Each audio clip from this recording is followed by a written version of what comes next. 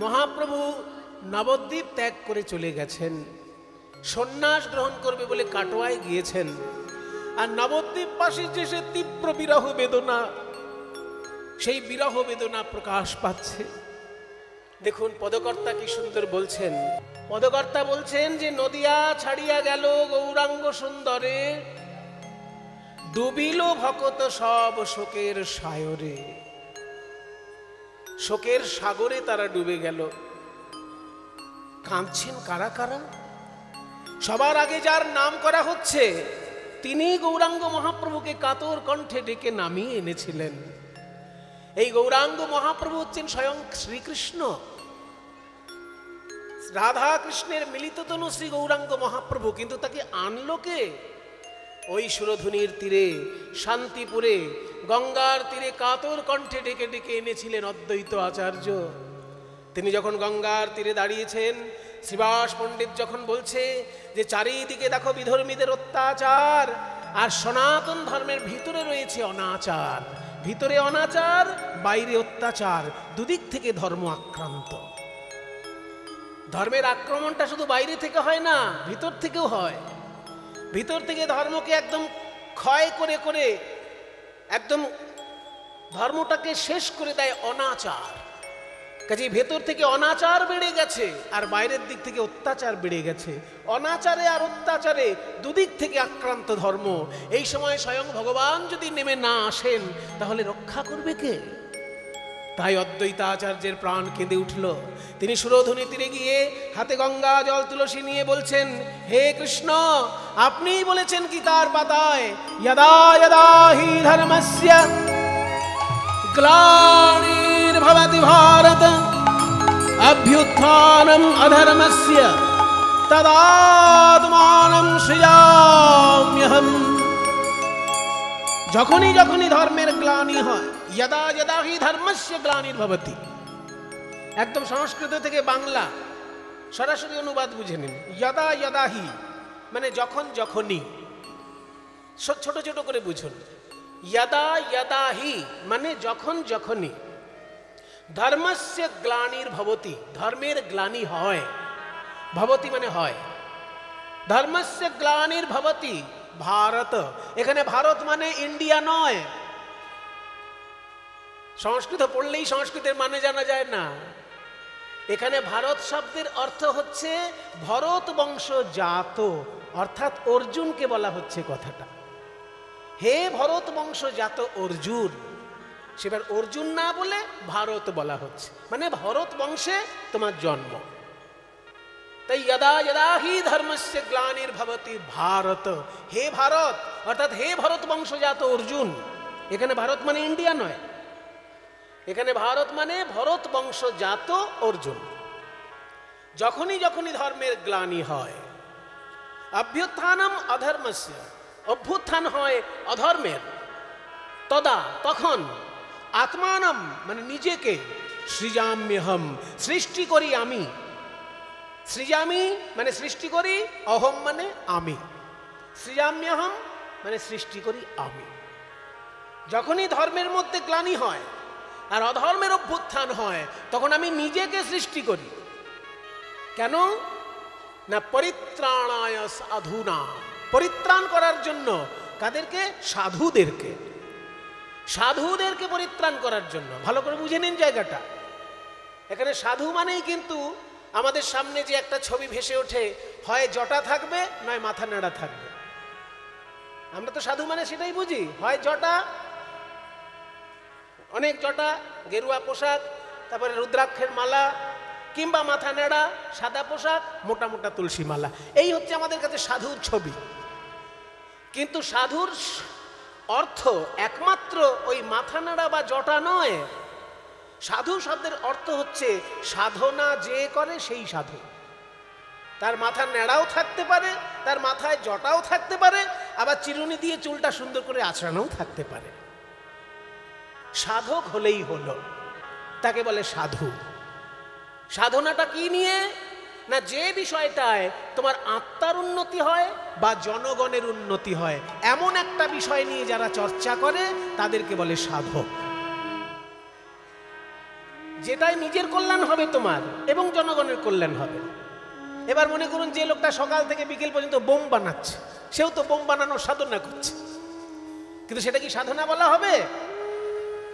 সকাল থেকে বিকেল পর্যন্ত যদি একজন বোম বানায় সেটাকে সাধনা বলা হবে না। কেন না, যেখানেই ফাটবে সেখানেই ক্ষতি করবে, হয় শত্রুর ক্ষতি করবে না মিত্রেরই ক্ষতি করবে। কাজে বোম বানানোটা একটা সাধনা নয়। কিন্তু যদি সকাল থেকে বিকেল পর্যন্ত একজন মাস্টার মশাই স্কুলে পড়ায়, সেটা সাধনা। কারণ সে ছাত্রদেরকে ভবিষ্যতের একটা প্রজন্ম তৈরি করছে, মানুষ করছে। কাজে সাধনা কে করছে? যে মঙ্গলময় কাজ করছে। মঙ্গলটা তার নিজের ব্যক্তিগতও হতে পারে, আবার সমাজের মঙ্গলও হতে পারে, যে জগতেরও মঙ্গল হতে পারে। যে বিজ্ঞানীরা ল্যাবরেটরিতে সকাল থেকে বিকেল পর্যন্ত বসে কঠিন তপস্যা করছে সত্যকে আরো বেশি করে জানার জন্য, তারাও সত্যের সাধক। কাজে বিজ্ঞানীও সাধক, অধ্যাপকও সাধক, শিক্ষকও সাধক। যারা যারা মঙ্গলময় কাজের সঙ্গে যুক্ত তারাই সাধক। এবার মনে করুন তার মধ্যে যদি কেউ ভেবে রাখে যে আমি শুধু নাম জপ করব, এটাই আমার সাধনা, নিশ্চয়ই ভাবতে পারে সেও সাধক। যে সকাল থেকে বিকেল পর্যন্ত নাম জপ করছে, তার আধ্যাত্মিক উন্নতি হচ্ছে, তার নাম জপের ফলে যে পবিত্র একটা বাতাবরণ তৈরি হচ্ছে, তার মন্ত্র উচ্চারণের ফলে যে আকাশ বাতাস মঙ্গলময় হয়ে উঠছে, সেটাও তো জনগণের কল্যাণের জন্যই করছে। কাজে বিজ্ঞানী যে সাধনা করছেন সেটাও সাধনা, আর সকাল থেকে বিকেল পর্যন্ত যদি কেউ ঠাকুরের নাম জপ করে, মন্ত্র জপ করে, সেটাও সাধনা। এই দুটোই সাধনা, কারণ এগুলোর মধ্যে মঙ্গল নিহিত আছে। আর আপনি এমন একটা কাজ করতে শুরু করলেন যাতে মানুষের ক্ষতি হতে পারে, সেটা সাধনা বলা যাবে না। হয়তো আপনার শারীরিক পরিশ্রম হতে পারে, সাধনা নয়। সাধনা সেটাই যার সঙ্গে জনগণের কল্যাণ যুক্ত আছে বা আপনার ব্যক্তিগত কল্যাণ যুক্ত আছে। তাই কল্যাণকামী যেসব মানুষ সাধনা করে চলেছেন, সেই সাধকদের উপর যখন অত্যাচার নেমে আসে তখন ভগবান থাকতে পারেন না। তাই তিনি বলছেন বিনাশায় চ দুষ্কৃতাম পরিত্রাণায় সাধুনাম। সাধুদেরকে পরিত্রাণ করার জন্য, এখানে সাধু মানে সাধক, সাধকদেরকে পরিত্রাণ করার জন্য, বিনাশায় চ দুষ্কৃতাম, এবং দুষ্কৃতীদেরকে বিনাশ করার জন্য। আর কি? ধর্ম সংস্থাপনার্থায়। ধর্ম মানে দায়িত্ববোধ, কর্তব্যবোধ, এটা ধর্ম। ধর্ম শব্দের অর্থ কি? ধরে রাখা। কি ধরে রাখা? মনুষ্যত্ব ধরে রাখা। পশু যেমন তার পশুত্ব ধরে রাখে, সেটাই তার ধর্ম। পাখি যেমন তার পাখিত্ব ধরে রাখে, তরল পদার্থ যেমন তার তরলত্ব ধরে রাখে, কঠিন পদার্থ যেমন কঠিনত্ব ধরে রাখে, বায়বীয় পদার্থ যেমন বায়বীয়ত্ব ধরে রাখে, তেমনি মানুষ যদি মনুষ্যত্ব ধরে রাখে, সেটাই ধর্ম। মনুষ্যত্ব ধরে রাখতে গেলে কি করতে হবে? 5টা ঋণ শোধ করতে হবে। পঞ্চ ঋণ নিয়ে তুমি জন্মগ্রহণ করেছো, সেই 5টা ঋণ শোধ করবে। প্রথম ঋণ তোমার বাবা মার কাছে। বাবা মা তোমাকে একটা শরীর দিয়েছেন, তাই বাবা মার কাছে তুমি ঋণী।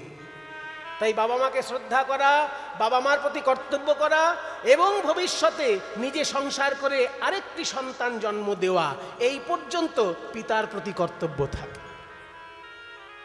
তুমি যদি একটা ভালো ছেলে হও, তোমার বাবা তোমাকে উপস্থিত করেছেন এই পৃথিবীতে, উপহার দিয়েছেন তোমাকে এই পৃথিবীতে, তুমিও আরেকটি ভালো সন্তান উপহার দাও, তবে তোমার পিতার প্রতি কর্তব্য সম্পূর্ণ হবে।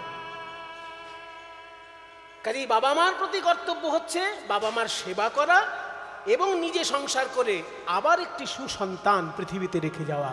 কুসন্তান যেন না হয়, তাদেরকে সুশিক্ষা দেওয়া। কুসন্তান হয়ে গেলে সে কিন্তু বাবা মার মুখ রক্ষা করতে পারে না, বাবা মার মুখ জ্বলে যায় তার জন্য। তাই এটা ধর্ম।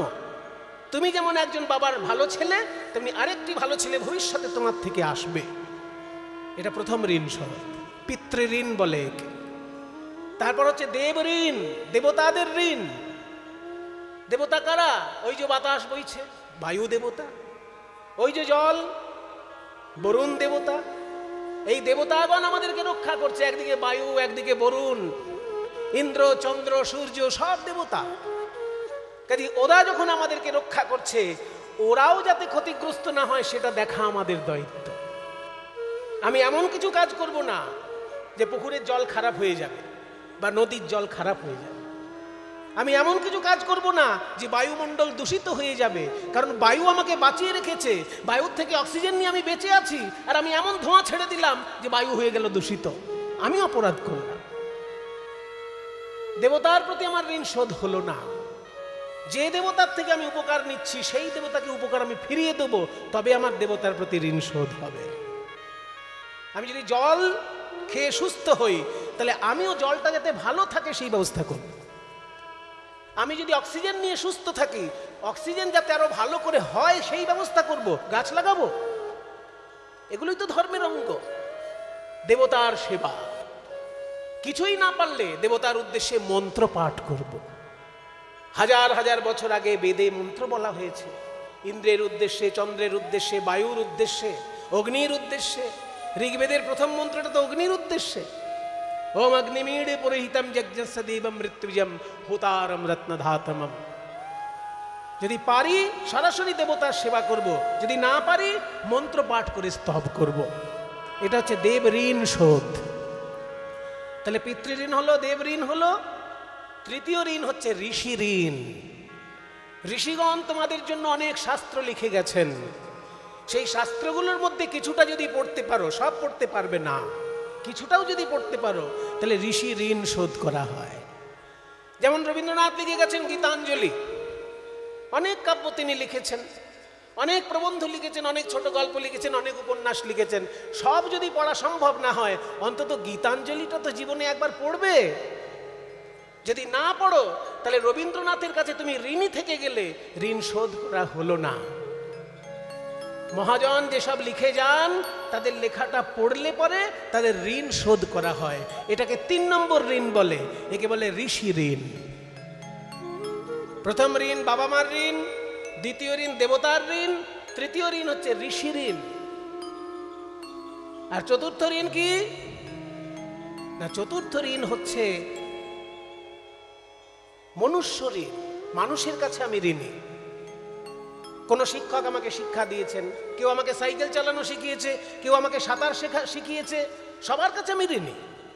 আমি যদি কারোর কাছে সাঁতার শিখে থাকি, আমি আরেকজনকে সাঁতার শেখাবো, তবে কিন্তু আমার ঋণটা শোধ হবে। আমি যদি কারোর কাছে সাইকেল চালানো শিখে থাকি, আর একজনকে আমি সাইকেল শেখাবো, তবে আমি ঋণ শোধ করলাম। মনুষ্য ঋণ, এটাও শোধ করা ধর্ম। শেষ ঋণ কি? ভূত ঋণ।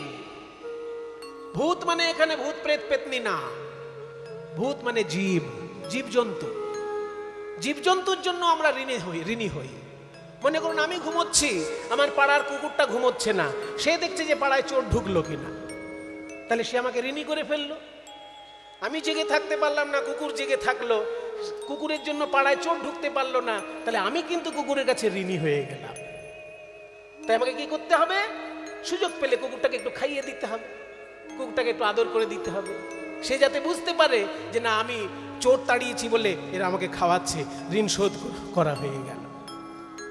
ঠিক তেমনি আমরা কুকুর, গরু, যত আমরা জীবদেরকে সেবা করি, এটা ভূত ঋণ শোধ হয়। 5 রকমের ঋণ নিয়ে আমরা জন্মাই। মুনি ঋষিগণ বলেছেন এই 5 রকম ঋণ শোধ করাই আমাদের প্রধান ধর্ম। মনুষ্যত্ব বাঁচিয়ে রাখাই প্রধান ধর্ম। মনুষ্যত্ব বাঁচিয়ে রাখতে গেলে এই 5টা ঋণ শোধ করতে হয়।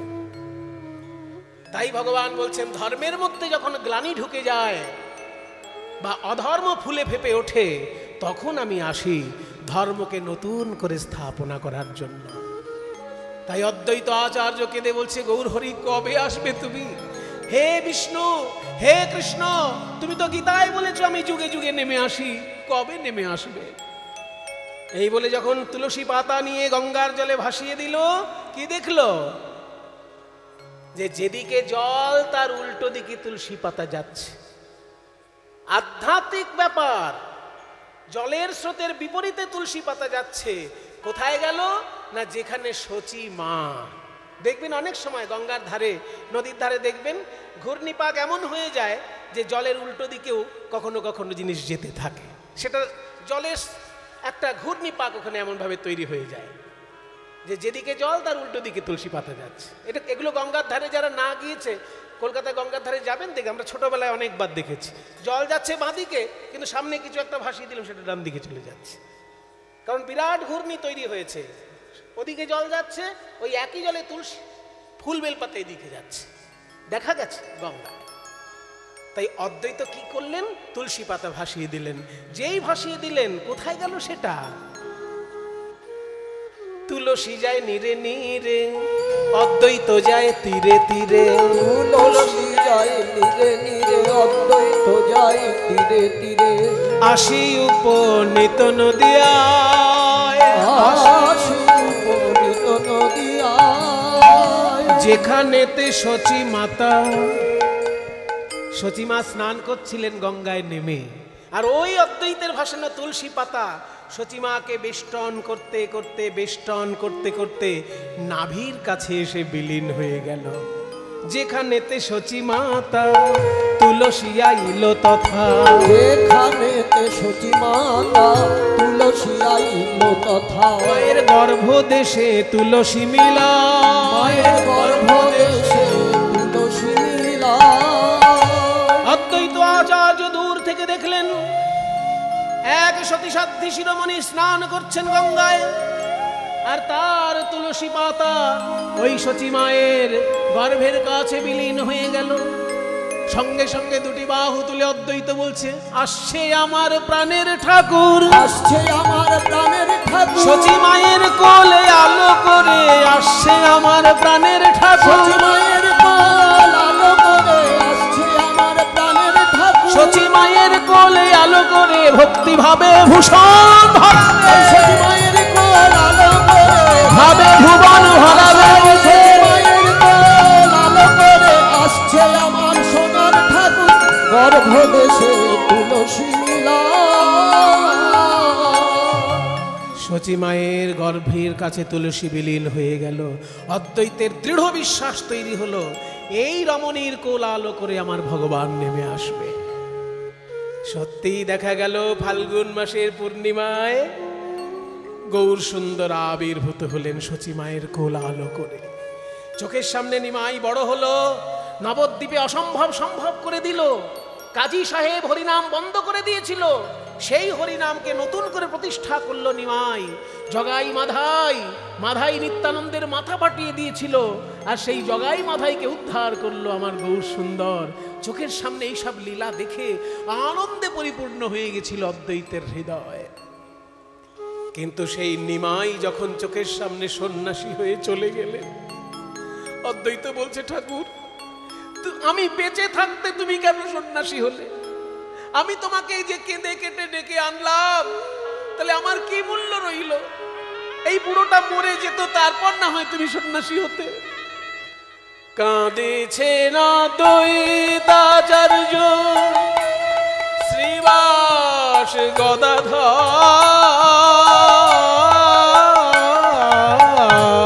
কাঁদিছে অদ্বৈতাচার্য শ্রীবাস গদাধর। কাঁদিছে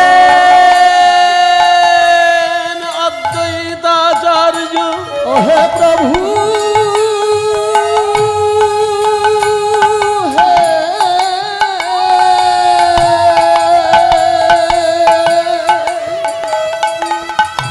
প্রভু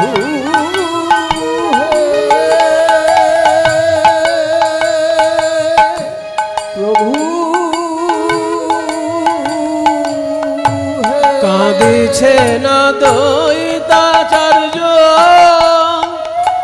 শ্রীবাস গদাধর।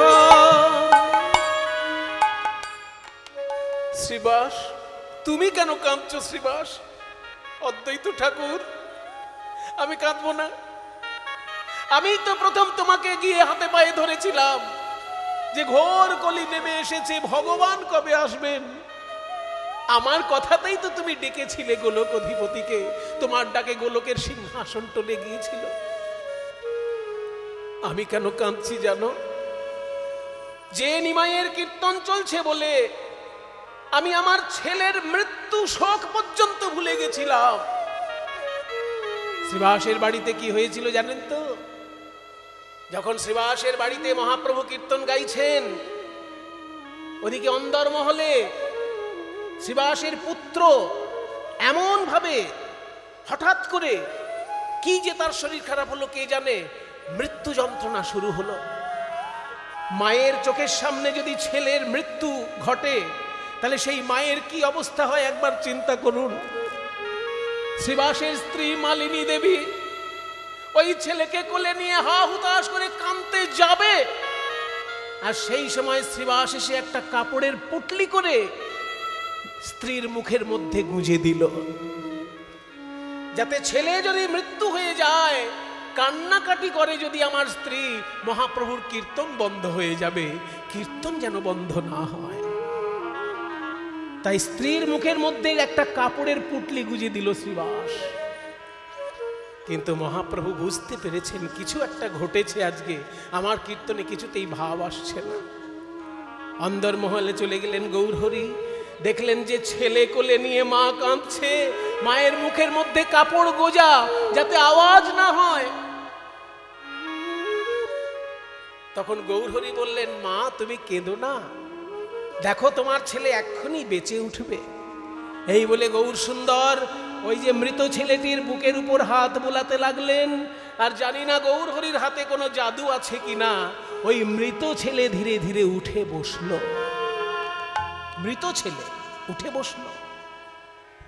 গৌর সুন্দর বলছে, শোনো ভাই, এই যে তোমার মা মালিনী দেবী কাঁদছেন, এই যে তোমার পিতা শ্রীবাস কাঁদছেন, ওনাদের সঙ্গে কথা বলো।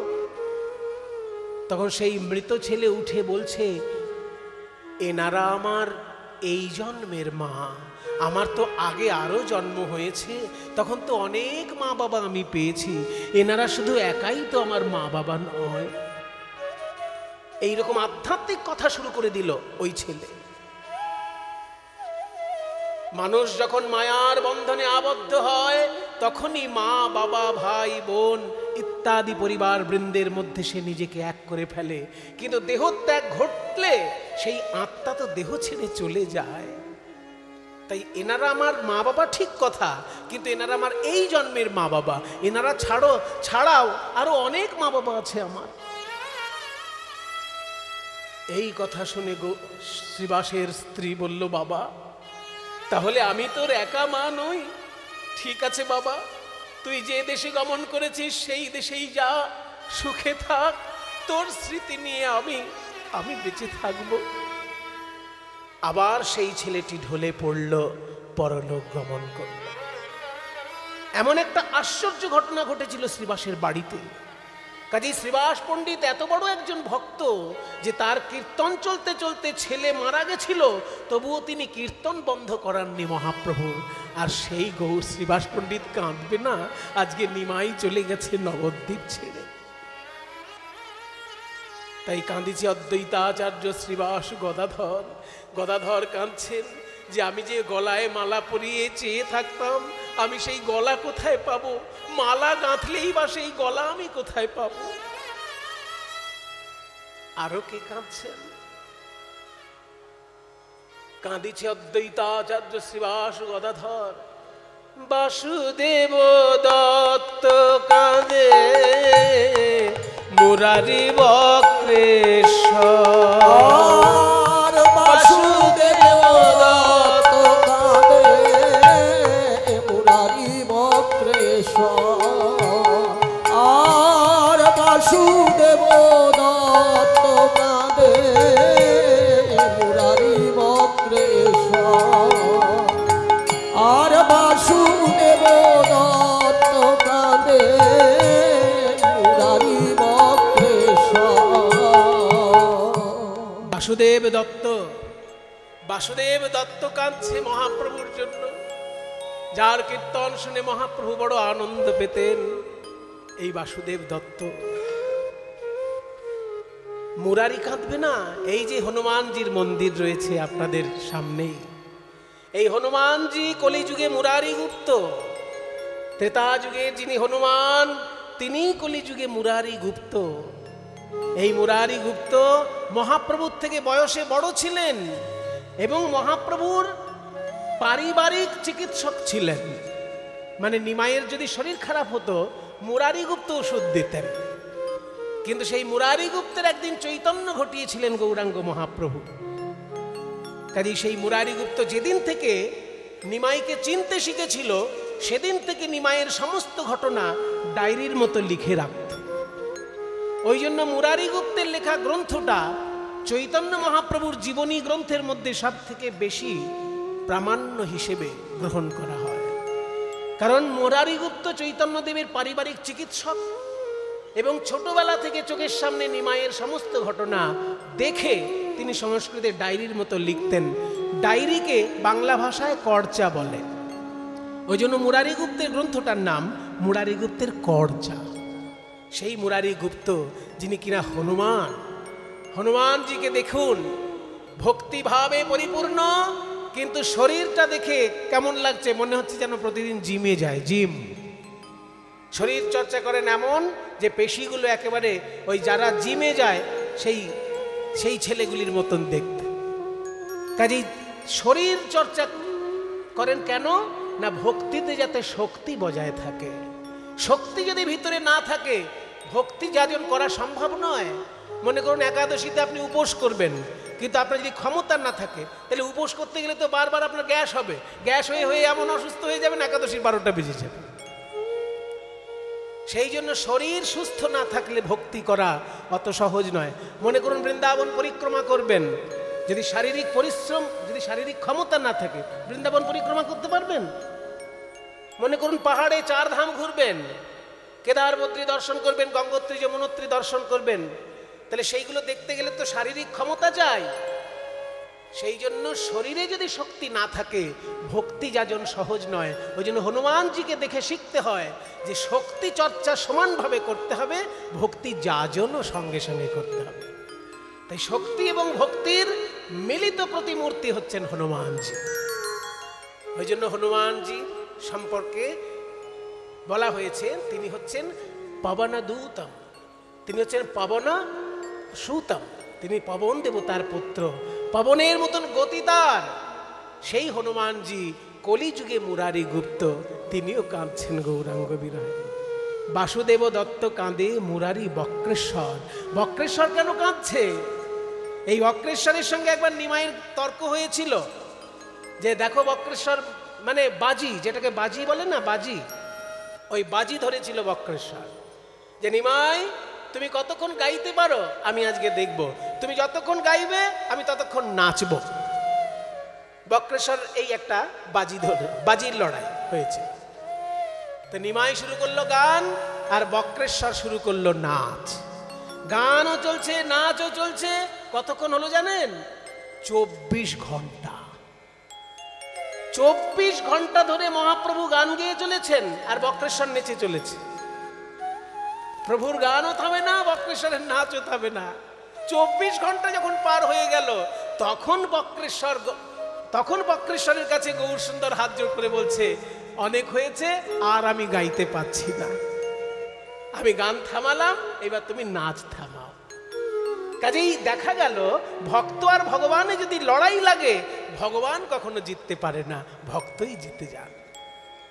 মহাপ্রভু গান থামালেন, তারপর বক্রেশ্বর নাচ থামালেন। সেই বক্রেশ্বর আজকে কাঁদবে না যে আমাকে সেইভাবে নাচাবে কে, গান গেয়ে গিয়ে আমাকে নাচাবে কে? বাসুদেব দত্ত কাঁদে, মুরারি বক্রেশ্বর। বাসুদেব দত্ত কাঁদে, মুরারি বক্রেশ্বর। এতক্ষণ যাদের জীবনের ঘটনা বর্ণনা করলাম তারা সবাই কাঁদছেন গৌরাঙ্গ বিরহে, দুটি নয়ন উন্মিলিত রেখে। কিন্তু এখন যিনি কাঁদছেন তিনি কিন্তু চোখ দুটি বন্ধ রেখে কাঁদছেন। তিনি কে না, তিনি মুসলমান পরিবারে জন্মগ্রহণ করলেও প্রতিদিন 3 লক্ষ হরিনাম জপ করতেন। তিনি হলেন হরিদাস ঠাকুর। কাঁদিছেন হরিদাস দুই আঁখি মুদিয়া, কাঁদিছেন হরিদাস দুই আঁখি মুদিয়া। সবাই বলছে হরিদাস তুমি 3 লক্ষ নাম জপ করো,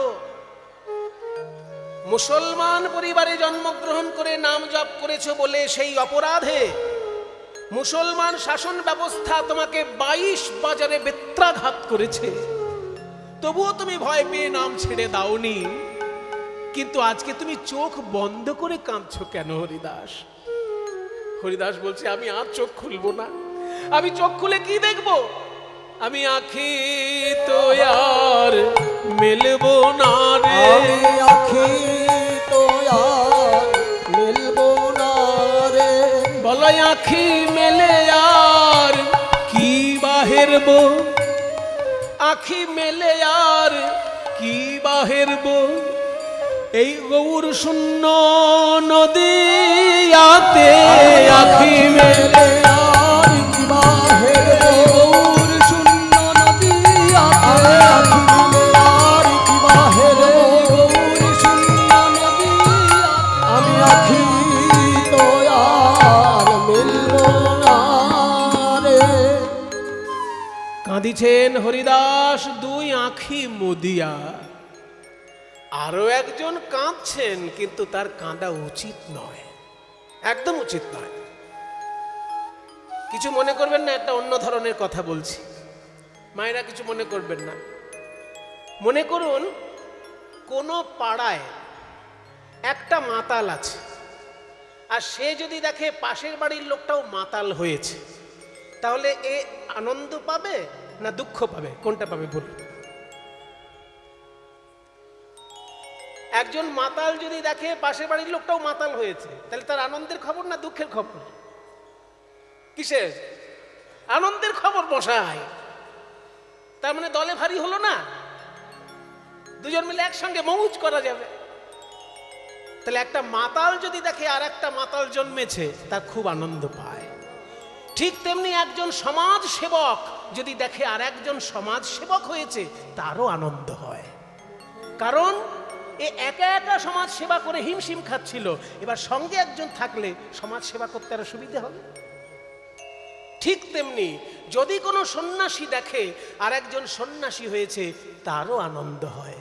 কেন না? আমি একা সন্ন্যাস গ্রহণ করে জগতের কল্যাণ চিন্তা করছিলাম, আমার সঙ্গে আর একজন অন্তত জগতের কল্যাণের জন্য গৃহত্যাগ করেছে।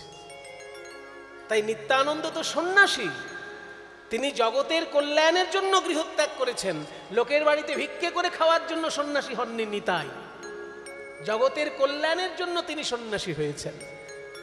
তাহলে তিনি যখন দেখবেন যে গৌর সুন্দর সন্ন্যাসী হয়েছেন, এতে তো আনন্দের কথা। নিত্যানন্দ কাঁদছে কেন? উত্তর দিয়ে দিচ্ছেন পদকর্তা, কাঁদে নিত্যানন্দ। ও নিতাই, তুমি কাঁদছো কেন গো? তোমার তো আনন্দ করার কথা, দুই হাত তুলে নাচার কথা, কারণ তুমিও সন্ন্যাসী আর নিমাইও সন্ন্যাসী হয়েছে।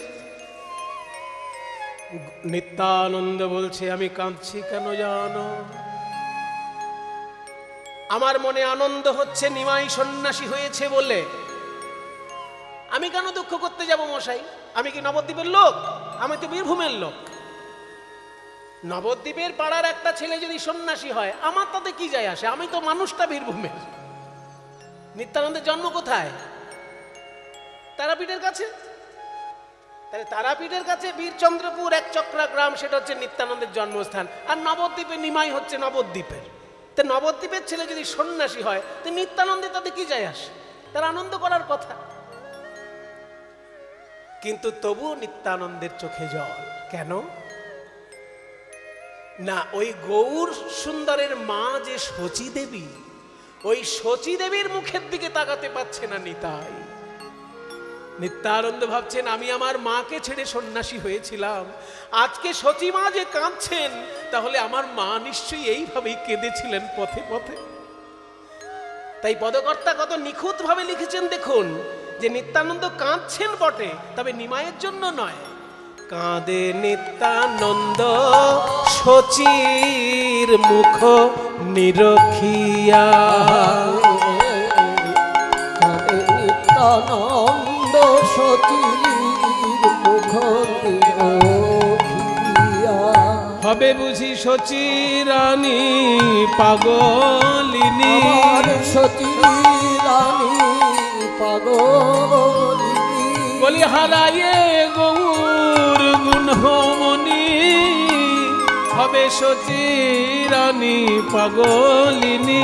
আজ হারায়ে গৌর গুণমণি মায় আমার যেন মনি হারা ফনি হাওলায়ে গৌর গুণমণি হারায়ে গৌর গুণমণি যেন মনি হারা ফনি হবে সচিরানী পাগলিনী। নিত্যানন্দ গিয়ে সচি মায়ের দুটি চোখের জল মুছিয়ে দিয়ে বলছে, মা তুমি কেঁদো না।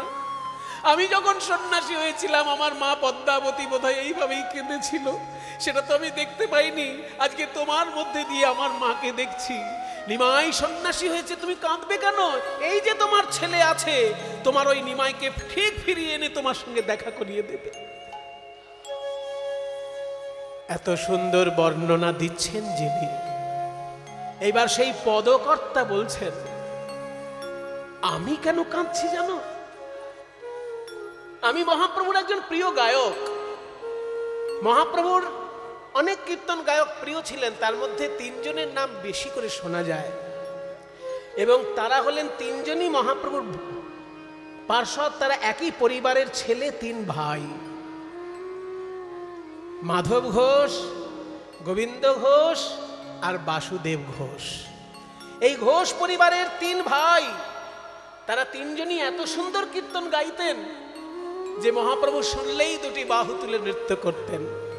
তাই শাস্ত্রে লেখা আছে, মাধব গোবিন্দ বাসু ঘোষে তিন ভাই, যাহার কীর্তনে নাচেন চৈতন্য চৈতন্য গোসাই। বাসুদেব ঘোষ বলছে, আমি আমার মহাপ্রভুকে কীর্তন শুনিয়ে আনন্দ পেতাম, মহাপ্রভু আমার গান শুনে আনন্দ পেতেন, কিন্তু আমি শিখতাম তো মহাপ্রভুর কাছেই।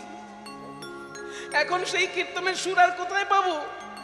উনি সন্ন্যাসী হয়ে দেশে দেশে ঘুরবেন, আর কি ওনার কণ্ঠে ওই পাষাণ গলানো সুর আমরা শুনতে পারবো? তাই বাসু ঘোষ কাঁদছেন। বড় সুখময়, বড় সুখময় কীর্তন করিত নদিয়ায় সঙরি। সঙরি মানে স্মরণ করে, সঙরি সেসব কথা স্মরণ করে করে, চিন্তা করে করে বাসুর হিয়া ফাটি যায়। বাসুদেব ঘোষের বুক যেন ফেটে যাচ্ছে।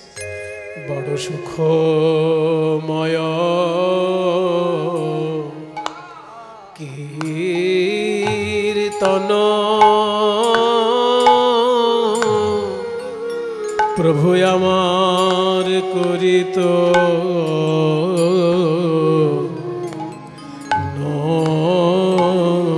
নদিয়ায়।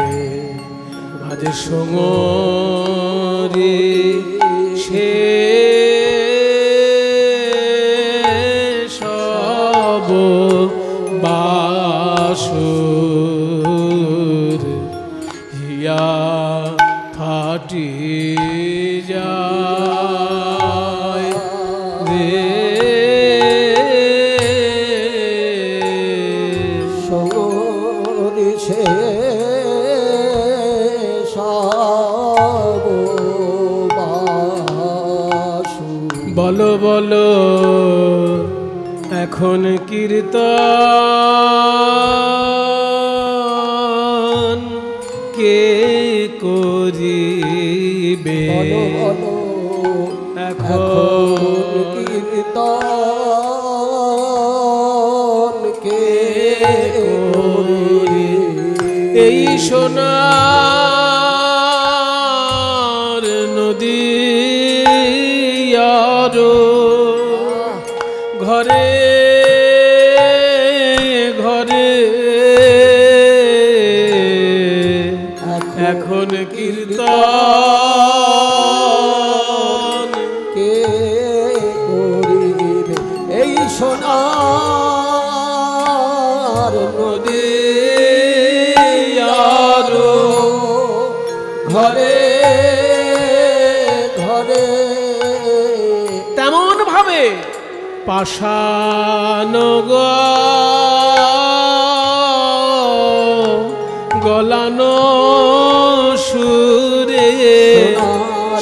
নদী আরো ঘরে ঘরে বলিয়া চন্ডালে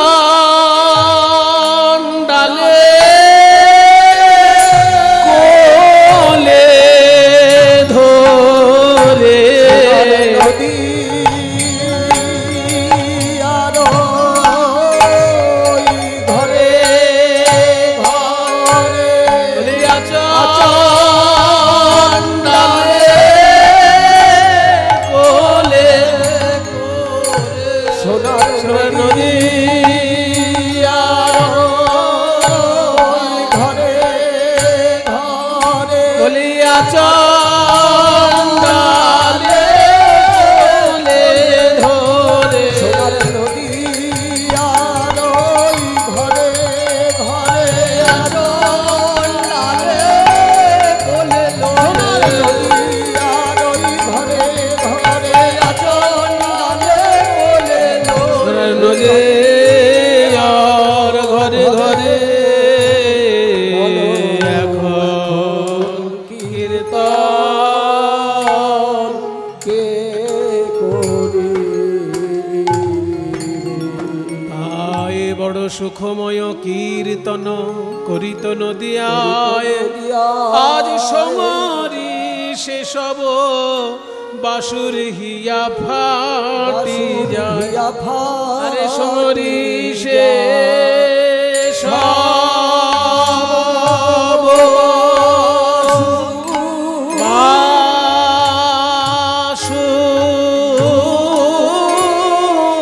বাসুর হিয়া ফাটে ফাটি যায় রে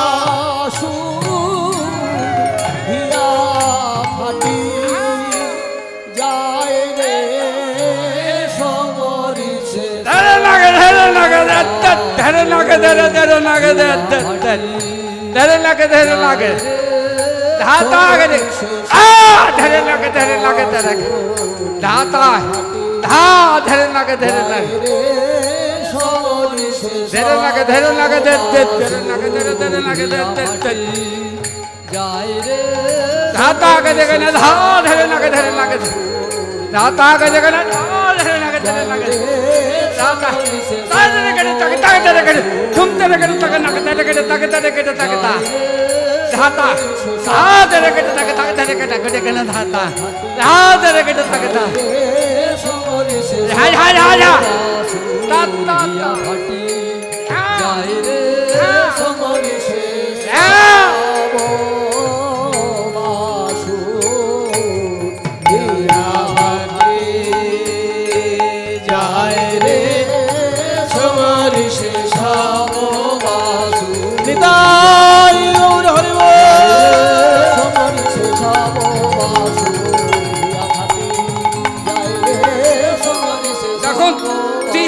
চলবে গান এটা তিহাইয়ে কত রকম তিহাই ঢুকানো যাবে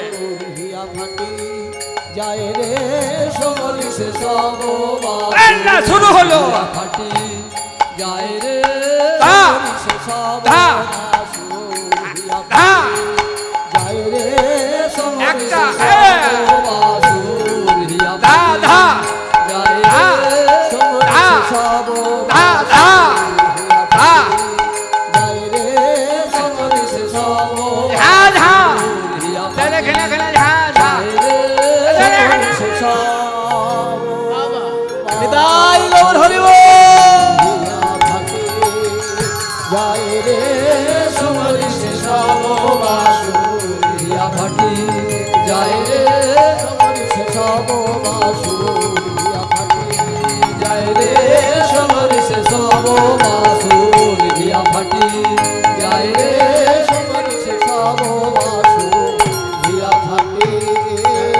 ফাটি যায় আরে সমরি সে